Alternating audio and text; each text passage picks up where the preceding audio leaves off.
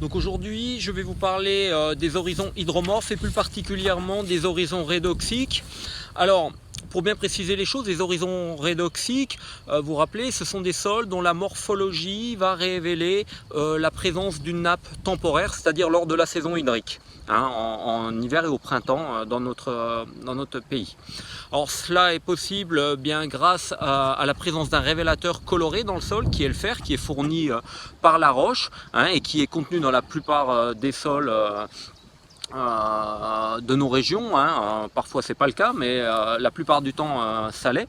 Et ce fer, je vous rappelle qu'il a différentes possibilités, soit de migrer, de s'en aller, donc d'appauvrir le sol, donc de le décolorer. Et puis aussi une autre possibilité, c'est que quand il change d'état pour passer de sa forme la plus stable Fe3+, à la forme réduite Fe2+, qui est moins stable, dans des conditions bien particulières, eh bien, il est capable aussi de changer de couleur. Voilà. Alors, si théoriquement ça semble finalement facile d'identifier des horizons redoxiques, ça n'est que la théorie, parce que la réalité est bien plus compliquée que ça. Il y a différents types de milieux, on le verra, différents types de morphologie redoxique, et ça complique toute la donne. Voilà, alors en effet, cette morphologie redoxique des sols est à même de varier suivant le confinement, ou si vous voulez l'opposé, c'est le drainage du sol. Alors qu'est-ce qui va conditionner le confinement ou le drainage d'un horizon redoxique? Eh bien, ça peut être tout d'abord la topographie. Vous imaginez bien que quand on est en bas de pente, on est plutôt dans une situation de confinement, alors qu'en haute pente, on est plutôt sur une dynamique de drainage. L'autre chose, c'est la géologie, la lithologie du matériau. Si on se trouve sur un milieu karstique, on est sur un milieu plutôt drainant, alors que si on est sur un milieu avec une altérite genre pâte à modeler, argileuse, eh bien on va être plutôt sur un genre de confinement, on est plutôt sur de l'imperméabilité. La troisième chose, je dirais que c'est la texture du sol, parce qu'une texture pour un horizon qui serait sableuse, eh bien on serait dans quelque chose de filtrant, de drainant. Que si on est sur une texture plus argileuse, on est sur quelque chose d'un peu plus confinant, avec des limons qui seraient plutôt en situation intermédiaire. Alors, et puis évidemment, comme facteur environnemental, vous avez également l'intensité de la pluie, les épisodes pluvieux qui viennent créer du confinement. Plus il y a d'eau dans le sol, plus le sol est confiné. Voilà, donc aujourd'hui la séquence va être destinée à vous montrer différents types d'horizons redoxiques, de manière à ce que vous voyez les différentes morphologies possibles.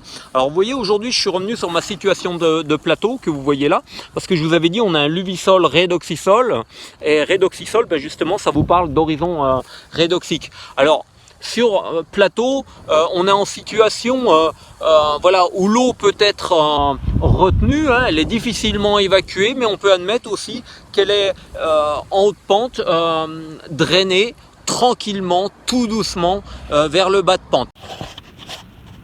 Alors souvenez-vous, je vous avais présenté pour ce luvisol redoxisol 3 horizons caractéristiques. Le premier était un horizon labouré, qu'on appelait L. Alors ici on l'appellera L petit g, je vais vous dire pourquoi. On vous avait présenté aussi un horizon E, qui perdait de la matière, qui était plutôt grisâtre. Et puis un horizon BTG, E petit g, BTG. Voilà, c'est les horizons caractéristiques du luvisol. Si on les regarde un petit peu plus en termes de morphologie, eh bien vous voyez cet horizon-là, le EG. Eh bien on voit bien qu'il est plutôt avec une tendance grise. Souvenez-vous, le fer à normalement, s'il n'y avait pas d'hydromorphie ou pas de lessivage, l'horizon devrait être complètement brun, mais du fait du lessivage additionné à l'hydromorphie, on a toutes les raisons pour que cet horizon s'éclaircisse. Et puis en période d'assèchement, l'été, eh bien ce fer qui était réduit est instable et va reprécipiter sous forme de tache rouille un petit peu plus loin. Alors on peut imaginer qu'à l'échelle de la saison, c'est comme ça que ça se passe, c'est un petit peu un effet saltatoire où le fer est mobilisé et va un peu plus loin. Mais on peut comprendre qu'à l'échelle des milliers d'années, eh bien ce fer, de manière saltatoire, ait quitté complètement le profil de sol pour partir en bas de la pente qui serait un peu plus loin. D'accord? Donc on est plutôt sur un milieu, on va dire, qui est plutôt drainant, c'est-à-dire que la nappe circule, certes lentement dans cet horizon, mais la nappe circule. Donc là on a 100% d'hydromorphie. si je descends chercher l'horizon BT, on voit que la morphologie change cette fois. On a plutôt un horizon qui va contenir beaucoup plus de rouille. Et bien oui, effectivement, on a un horizon qui est beaucoup plus argileux, donc on est dans un milieu où on a plus de confinement contrairement à l'autre. On était plutôt dans du drainage lent, mais du drainage quand même. Ici, on a plutôt du confinement, c'est-à-dire que ce fer qui est réduit à la saison pluvieuse, eh bien n'a pas tellement la possibilité de partir très loin, donc il va rester confiné à l'intérieur de ce genre de pâte à modeler qu'est cet horizon argileux. Et finalement cet horizon qui reste riche en argile, eh bien reste également riche en fer du point de vue du confinement. Donc dans les deux cas, E petit g ou BT petit g, eh bien on a des horizons qui sont totalement hydromorphes, 100% d'hydromorphie, mais vous voyez que le critère tache rouille qui est souvent recherché par les gens, eh bien s'exprime peu ici. Et je peux aller jusqu'à l'extrême en vous disant que si le processus d'hydromorphie était bien plus intense, eh bien on aurait une disparition totale des taches rouilles pour n'avoir que du gris, et finalement eh bien on aurait toujours 100% d'hydromorphie. Et c'est d'ailleurs dans cet horizon là que la nappe est le plus prégnante. Hein. L'horizon le plus hydromorphe, c'est celui-ci. Malgré qu'il y ait 100% d'hydromorphie, celui-ci manifeste un appauvrissement bien plus intense. Donc voilà pour cet horizon. Alors je peux revenir sur l'horizon également L. Vous voyez, l'hydromorphie elle est également difficile à caractériser dans cet horizon là, parce que la différence avec le E petit g, c'est qu'ici, eh bien, on apporte régulièrement de la matière organique. Donc vous imaginez bien que ces acides humiques, eh bien, de couleur foncée, eh bien, prennent totalement la place du gris. En fait, elles ne prennent pas la place, elles le masquent. Le gris est bien là, mais il est complètement masqué par la matière organique. Donc on ne va pas pouvoir déceler de la déférification hydromorphe dans ce cas-là. Alors, ou alors il faut être habitué. Moi je suis habitué, je sais que c'est pas un brin classique, je sais que c'est un brin gris. Alors si on regarde bien, on peut voir quand même que cet horizon, j'espère que vous le voyez, il manifeste quand même des taches rouilles au niveau des racines. Donc on a bien un petit peu de gris parce qu'il y a encore un petit peu de fer, et ce gris arrive à s'exprimer de manière préférentielle au niveau des racines où il y a des échanges privilégiés, mais ça compte tout autant. Il se concentre au niveau des racines, mais toujours dans un contexte d'engorgement, et c'est de l'hydromorphie. Donc on aurait bien cette séquence d'horizon d'un sol redoxique, hein, L petit g, E petit g, BT petit g. Donc on a bien un luvisol redoxisol. On peut même le qualifier de surrédoxique avec le référentiel pédologique vu l'intensité de l'hydromorphie. Donc quand cette hydromorphie commence avant 50 cm, on qualifie ce sol de redoxisol. Donc voilà pour cette situation avec deux morphologies différentes dans le même sol. Alors cette fois-ci, nous avons quitté le haut du versant, nous sommes descendus en véhicule jusqu'au bas de pente. Vous arrivez à voir le bas de pente qui se trouve là. Hein, alors évidemment, sur le milieu drainant, sur la pente, il n'est pas question de trouver de sol hydromorphe, sauf à la faveur d'un replat par exemple. Alors qu'est-ce qui va se passer dans ce contexte de bas de pente? Eh bien, alors là c'est un milieu un peu particulier parce qu'on se trouve en bas de pente et derrière nous, il y a des alluvions de la Loire. Donc c'est un milieu particulier parce que les alluvions de la Loire sont plutôt sableuses. Donc sableux, alors dans ce contexte là, hein, donc sableux ça veut dire plutôt filtrant, drainant. Et puis ça va être un petit peu à l'opposé du contexte topographique qui lui en bas de pente, morphologie concave, on est plutôt dans une zone d'accumulation, donc une zone liée au confinement on va dire. L'appauvrissement qui se passe en haut, en fer, en argile, est capable également de revenir en bas de pente, hein, avec le drainage de l'eau, puisque c'est un milieu drainant, et d'arriver en bas de pente. Donc du coup en bas de pente on a opposition entre la nature du matériau qui est sableuse, drainante, et la nature topographique qui est plutôt lié au confinement. Donc on va voir le sol qu'on va trouver là, mais généralement on a peu de chances de se tromper avec des sols hydromorphes ici.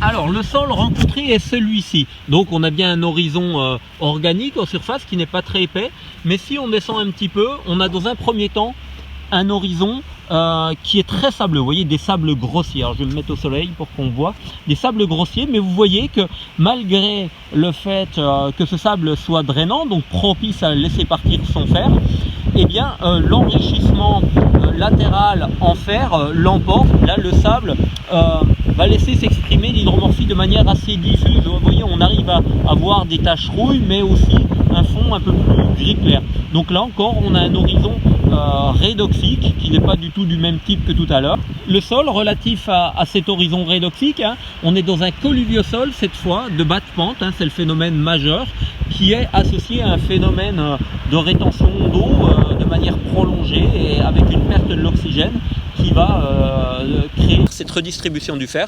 Donc on est dans une double appellation, colluviosol, redoxisol. Allez, dernière situation topographique, ici ce petit arrêt c'est pour vous éviter de faire des erreurs qui sont souvent commises. Alors si je vous montre ici la Loire ou un petit bras de la Loire, je ne sais pas si vous le voyez, donc vous voyez par rapport à ma situation topographique, la Loire a à peu près 6-8 mètres d'altitude négative par rapport à la situation sur laquelle on se trouve. Moi je suis sur un chemin et de l'autre côté du chemin, vous voyez, j'ai des alluvions de la Loire. Donc vous voyez la différence d'altitude entre cette plaine alluviale qui est vraiment plane, hein, et ce cours d'eau qui lui est directement lié puisque c'est lui qui a déposé les alluvions. Ici souvent les gens commettent une erreur. Souvent les gens commettent une erreur ici en pensant que l'hydromorphie qu'on va trouver là sur la plaine alluviale est attribuable à la nappe permanente qui est ici. Alors les gens vont jusqu'à mettre un réductisol, hein, alors que parfois déjà quand on est dans la nappe elle-même on n'a pas souvent un réductisol. Alors là imaginez le côté drainant de cette différence d'altitude dont la compatibilité avec un réductisol n'est pas possible. Même on peut se dire que la compatibilité avec une quelconque hydromorphie ici n'est pas possible. Hein, là-dessus, si on a de l'hydromorphie sur cette plaine alluviale, elle n'est pas du tout en lien avec ce cours d'eau qui est 8 mètres plus bas. C'est impossible. Il y a une époque, certainement, ça a été connecté, mais là, il n'y a plus de connexion du tout. Hein. Donc, est-ce qu'on a de l'hydromorphie ou pas? Ben, ça va dépendre du matériau ou des différentes couches. Si on a un matériau qui est imperméable, par exemple qu'on a de l'argile ou une couche d'argileuse, ce qui va être au-dessus et la couche d'argile elle-même va développer une hydromorphie. En revanche, si on a un matériau qui est sableux, ben c'est totalement drainant et on ne verra pas une seule hydromorphie. D'accord, donc voilà, l'hydromorphie, ça peut être un piège lorsqu'on est sur une nappe alluviale. Donc je vous propose d'aller faire un petit tour quand même pour voir le sol, puis vérifier ce qu'on dit, ce qu'on imagine. Donc nous y sommes, là je suis à peu près à 40-50 cm. Alors je vais remonter mon échantillon de matériel. Alors j'ai du mal à le garder parce que c'est du sable. Mais qu'est-ce qu'on constate? C'est que effectivement, on a peut-être un petit peu sensation de voir des choses rouilles, mais ce sont les grains de sable, hein, les grains de sable qui ne sont pas tellement altérés pour le coup. Et c'est un petit peu gris quand même dans le fond parce que on est dans un matériau qui est peu propice à retenir le fer parce qu'il est peu argileux. Hein. Donc on a un matériau qui est constitué de sable de quartz, on voit un peu des paillettes de mica aussi dedans. Mais voilà, c'est un matériau qui n'est pas hydromorphe, hein. On est sur un fluviosol qui n'est pas redoxisol, comme ça pourrait être le cas si le matériau était plus argileux. Hein. D'accord, donc ça vous montre bien que ces sables ont vraiment un côté drainant, hein, et qu'il ne faut pas imaginer que parce qu'on est sur un fluviosol, forcément il y a un redoxisol dessus. Donc voilà pour cette séquence relativement rapide des horizons redoxiques. Je ne peux pas vous montrer d'horizon réductique ici parce que le milieu est trop drainant. Vous voyez, même au bord de la Loire, dans la nappe phréatique, je ne peux pas vous trouver d'horizon réductique dans ma zone de confinement. Hein, en haute pente, pas possible. On a un déficit hydrique trop élevé l'été, ce qui fait qu'une nappe permanente n'est pas possible sur les plateaux dans notre contexte des Pays de la Loire. Donc il faut aller en bas de pente. Et en bas de pente, il faudra trouver un matériau qui est plutôt argileux, qui va être confinant, qui va limiter le drainage du sol et pour pouvoir créer une anoxie durable.